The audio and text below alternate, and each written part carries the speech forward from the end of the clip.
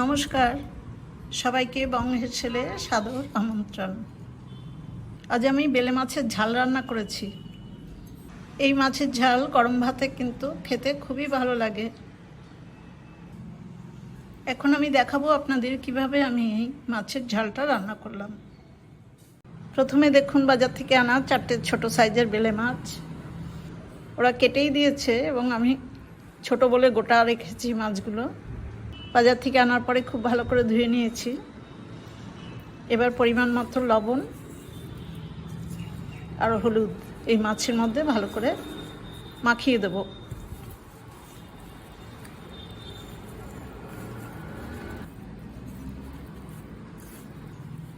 লবণ হলুদ মাখানো হয়ে গেছে। এবার কিছুক্ষণ আমি 5-10 মিনিট মাছগুলো এইভাবেই রেখে দেবো রেস্টে। তাহলে লবণ হলুদটা মাছের গায়ে ভালো করে ঢুকে যাবে। মাছটা রেস্টে থাকতে থাকতে আমি মশলা করে নেব। সেজন্য 1 টেবিল চামচ রাই সর্ষে নিয়েছি, 1/2 চামচ গোটা জিরে, কয়েকটা লাল কাঁচা লঙ্কা মানে পেকে গেছে, 4-5টা আছে, আর 1/2 চামচ লবণ। এই সর্ষে, জিরে, লঙ্কা, লবণ আমি সব একসাথে ভালোভাবে বেটে নেব। এই লবণটা কিন্তু মশলার সাথে দিলাম, পরে আর রান্নাতে লবণ দরকার হবে না। বেটে নিয়েছি দেখুন। এবার এই মশলার সাথে আমি 1/3 চামচ গুঁড়ো হলুদ দিলাম। এটা ছোট চামচ, 4 চামচের 1/3 চামচ। এই গুঁড়ো হলুদটাও মশলার মধ্যে মিশিয়ে দিলাম। এবার রান্নার জন্য কিন্তু মশলা আমার একদম রেডি, আর কোনো মশলাই লাগবে না। লো টু মিডিয়াম ফ্লেমে আমি একটা কড়াই বসিয়ে তাতে সর্ষের তেল দিয়েছি। তেলটা গরম হয়ে গেছে। আমি বেলে মাছগুলো ভেজে নেব। গ্যাসের ফ্লেমটা মিডিয়াম টু হাই করে দিয়েছি। প্রথমে দেখুন এই দুটো মাছ ভাজবো। বেলে মাছ কিন্তু খুব নরম হয়, একটু সাবধানে উল্টাতে হবে।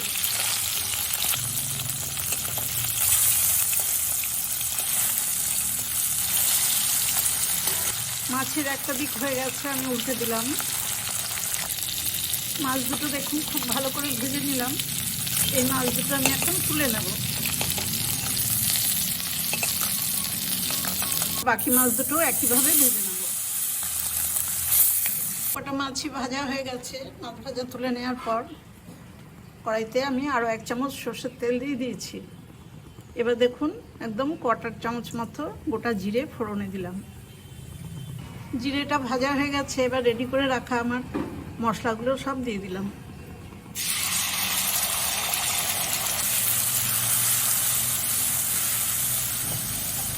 মশলার বাটিটা ধুয়ে একটু জল দিয়ে দিলাম।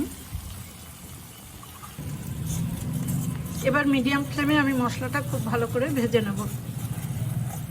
2-3 মিনিট সময় নিয়ে আমি মশলাটা খুব ভালো করে ভেজে নিয়েছি। দেখুন তেলটা আলাদা হয়ে এসছে। এবার আমি একটু গরম জল দেব।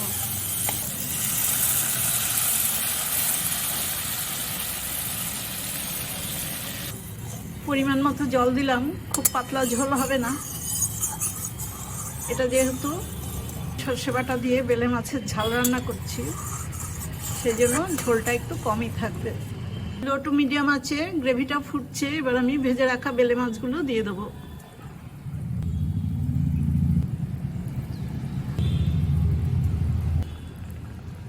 এখন মাছের সাথে আবার গ্রেভিটা খুব ভালো করে ফুটিয়ে নেব। 3-4 মিনিট সময় নিয়ে আমি দেখুন মাছটা খুব ভালোভাবে গ্রেভির মধ্যে ফুটিয়ে নিয়েছি। রান্নাটা প্রায় হয়ে গেছে। সবশেষে আমি কিছুটা ধনেপাতা কুচি করে কেটে রেখেছি, সেই ধনেপাতাটা দিলাম।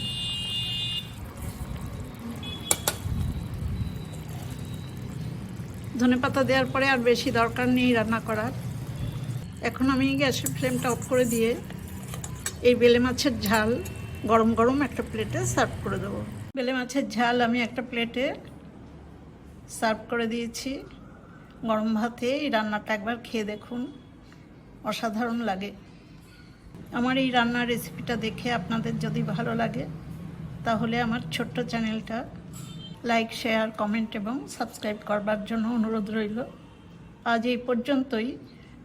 আবার আগামীতে আমি কোনো এক নতুন রান্নার রেসিপি নিয়ে আসব।